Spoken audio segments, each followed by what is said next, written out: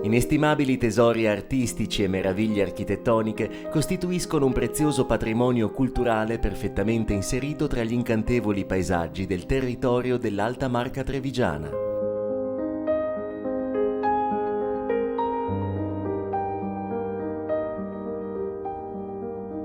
Uno dei punti più significativi a livello storico e artistico è sicuramente Possagno, paese che nel 1757 diede i natali ad Antonio Canova, ritenuto il massimo esponente del neoclassicismo nella scultura e per questo soprannominato il Nuovo Fidia.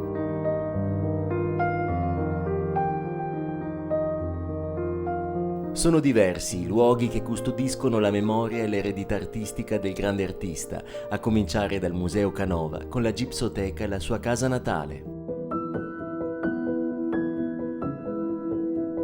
La Gipsoteca, la più grande monografica in Europa, custodisce i modelli in gesso dei noti marmi originali diffusi nel mondo. Una maestosa testimonianza dell'eleganza, dell'armonia e dell'equilibrio che valsero il prestigio e la fama dell'attività scultorea del Canova. Accanto alla Gipsoteca, quella che fu la casa natale dell'artista raccoglie oggi le sue opere pittoriche, realizzate sia ad olio che a tempera, una biblioteca e svariati cimeli come effetti personali e onorificenze da lui ricevute in vita. Diciamo che è un museo che si relaziona con musei sia a livello nazionale, europeo, ma direi proprio internazionale, perché ovviamente noi, avendo i modelli in gesso, abbiamo l'opera finale, il marmo, collocati nei più grandi musei del mondo. Quindi per esempio possiamo citare il MoMA di New York, piuttosto che l'Ermitage di San Pietroburgo, piuttosto che il Louvre di Parigi. Quindi se noi facessimo un viaggio ideale per andare a scoprire, ad ammirare l'opera finale in marmo, dovremmo entrare nei più importanti musei del mondo.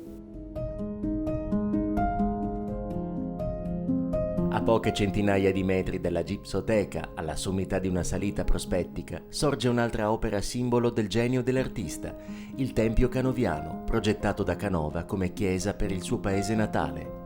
Vi si possono riconoscere tre linguaggi architettonici.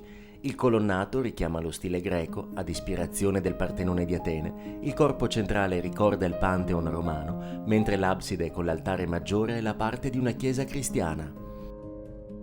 Il Tempio è dunque una celebrazione dell'arte greca, dell'arte romana e dell'arte cristiana da parte del grande artista che scomparve nel 1822 prima di vederlo completato e che qui vi fu sepolto per volontà del fratellastro Monsignor Sartori.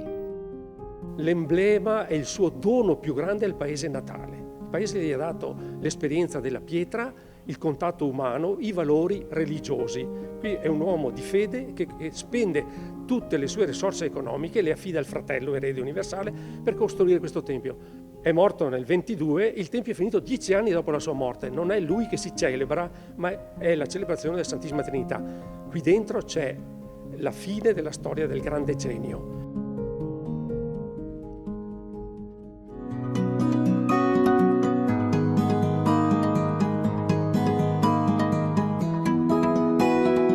Ma Possagno non è soltanto Canova. A renderla una meta ricercata dai visitatori è anche il fascino della sua montagna con i suoi percorsi naturalistici da percorrere a piedi o in bicicletta, con le sue maglie dove gustare i tipici formaggi Morlacco e Bastardo del Grappa e con la sua storia, dato che quei luoghi furono scenario della Grande Guerra.